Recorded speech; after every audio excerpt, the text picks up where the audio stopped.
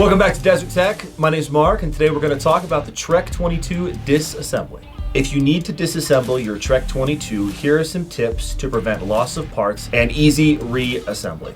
The first step is to ensure that the firearm is unloaded and safe.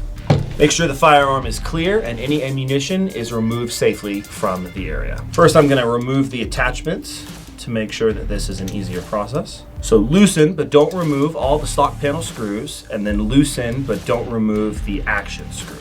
If you have any M-LOK attached accessories on the bottom M-LOK slot, you will first have to remove those. Pay attention as you remove the screws that none of the nuts on the left side stock panel fall out and are lost. Carefully remove the right side panel of the stock, keeping track of where the screws go.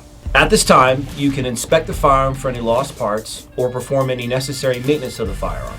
Make sure to inspect the spring with the trigger as well. Having kept track of where our screws go, reassembly of the firearm will be the reverse process, and having your screws laid out in a like manner will help that process go even faster. If any screws were misplaced, or if you are unsure, reference your assembly guide.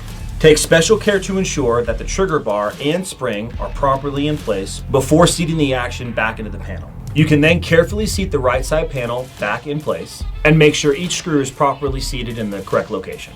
Make sure you place the rear QD sling cup in place and ensure that it stays there during reassembly before torquing them to the proper setting using the appropriate torque specs. Ensure that the barreled action is centered in the stock before torquing down the action screw. Once together, ensure proper trigger and control functions, then you can reinstall any accessories you have removed. This process will be universal across any disassembly and reassembly of the rifle.